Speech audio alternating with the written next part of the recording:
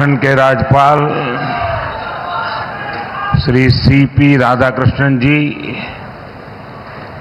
मुख्यमंत्री श्री चंपई सोरेन जी, केंद्रीय मंत्रिमंडल में मेरे सहयोगी अर्जुन मुंडा जी,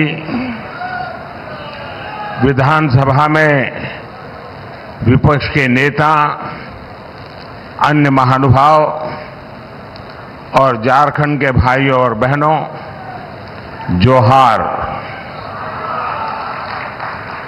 आज झारखंड को 35,000 करोड़ रुपए से अधिक की योजनाओं का उपहार मिला है। मैं अपने किसान भाइयों को, मेरे आदिवासी समाज के लोगों को और झारखंड की जनता को इन योजनाओं के लिए बहुत बहुत बधाई देता हूं। साथियों, आज यहां सिंदरी उर्वरक कारखाने का लोकार्पण किया गया है।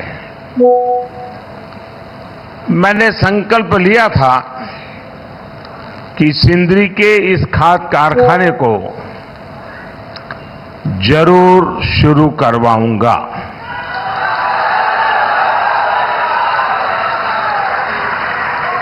ये मोदी की गारंटी थी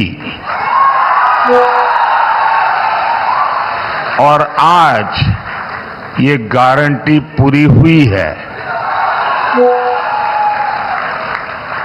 मैं 2018 में इस फर्टिलाइजर प्लांट का शिलान्यास करने आया था। आज सिर्फ सिंदरी कारखाने की ही शुरुआत नहीं हुई है, बल्कि मेरे देश के, मेरे झारखंड के नौजवानों के लिए रोजगार के हजारों नए अवसरों की शुरुआत हुई है। इस खाद कारखाने के लोकार्पण के साथ ही आज भारत ने आत्मनिर्भरता की ओर भी एक बड़ा कदम उठाया है। हर वर्ष भारत में करीब करीब 360 लाख मैट्रिक टन यूरिया की जरूरत होती है। 2014 में जब हमारी सरकार बनी तो उस समय देश में 225 लाख मैट्रिक टन यूरिया का ही उत्पादन होता था। इस बड़े गैप को भरने के लिए भारत में बड़ी मात्रा में यूरिया का आयात करना पड़ता था। इसलिए हमने संकल्प लिया कि देश को यूरिया के मामले में आत्मनिर्भर बनाएंगे। हमारी सरकार के प्रयासों से बीते 10 वर्षों में यूरिया का उत्पादन बढ़कर 310 लाख मैट्रिक टन हो गया है। बीते 10 वर्षों में हमारी सरकार ने रामागुंडम, गोरखपुर, बरौनी इन फर्टिलाइजर प्लांट फिर से दोबारा शुरू करवाए। अब आज इसमें सिंदरी का नाम भी जुड़ गया है।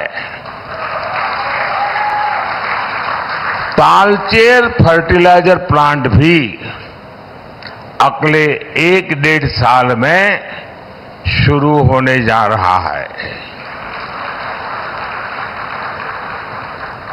और मुझे पक्का भरोसा है, देश की जनता पर भरोसा है कि उसके उद्घाटन के लिए भी मैं जरूर पहुंचूंगा। इन 5 प्लांट से भारत 60 लाख मैट्रिक टन से भी ज्यादा यूरिया का उत्पादन कर पाएगा। यानी भारत तेजी से यूरिया के मामले में आत्मनिर्भर होने की तरफ बढ़ रहा है। इससे न सिर्फ विदेशी मुद्रा की बचत होगी, बल्कि वो पैसा किसानों के हित में खर्च होगा। साथियों, आज का दिन झारखंड में रेल क्रांति का एक नया अध्याय भी लिख रहा है। नई रेलवे लाइन की शुरुआत से लेकर मौजूदा रेलवे लाइन के दोहरीकरण और कई अन्य प्रोजेक्ट्स आज यहां शुरू हुए हैं। धनबाद चंद्रपुरा रेल लाइन का शिलान्यास होने के इन क्षेत्रों में भूमिगत आग से सुरक्षित एक नया रूट उपलब्ध होगा। इसके अलावा देवघर डिब्रूगढ़ ट्रेन के शुरू होने से बाबा बैद्यनाथ का मंदिर और माता कामाख्या की शक्तिपीठ एक साथ जुड़ जाएंगे। कुछ दिन पहले ही मैंने वाराणसी में वाराणसी कोलकाता रांची एक्सप्रेसवे की आधारशिला रखी है। ये एक्सप्रेसवे चतरा, हजारीबाग, रामगढ़ और बोकारो समेत पूरे झारखंड में आने जाने की स्पीड को कई गुना बढ़ाने वाला है।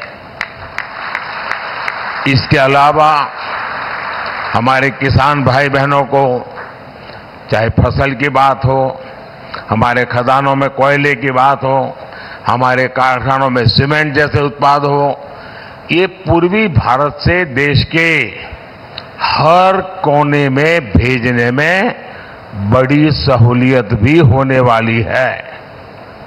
इन प्रोजेक्ट से झारखंड की रीजनल कनेक्टिविटी और बेहतर होगी, यहां के आर्थिक विकास को गति मिलेगी। साथियों, बीते 10 वर्षों में हमने जनजातीय समाज, गरीबों, युवाओं और महिलाओं को अपनी सर्वोच्च प्राथमिकता बनाकर झारखंड के लिए काम किया है। साथियों, हमें 2047 से पहले अपने देश को विकसित बनाना है।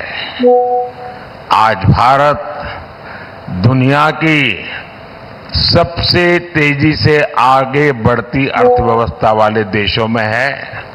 आपने देखा होगा, कल ही अर्थव्यवस्था के जो आंकड़े आए हैं वो बहुत ही उत्साह भरने वाले हैं। भारत ने सारे अनुमानों से और बेहतर प्रदर्शन करते हुए अक्टूबर से दिसंबर के क्वार्टर में 8.4%, 8.4% की विकास दर हासिल करके दिखाई है। ये दिखाता है कि भारत का सामर्थ्य कितनी तेजी से बढ़ रहा है। इसी गति से आगे बढ़ते हुए ही हमारा देश विकसित बनेगा और विकसित भारत के लिए झारखंड को भी विकसित बनाना उतना ही जरूरी है। केंद्र सरकार इस दिशा में हर तरह से झारखंड को सहयोग कर रही है। मुझे विश्वास है कि भगवान बिरसा मुंडा की यह धरती विकसित भारत के संकल्पों की ऊर्जा शक्ति बनेगी। साथियों, यहां मैं अपनी बात बहुत कम शब्दों में रख करके आपका धन्यवाद करके अब जाऊंगा धनबाद।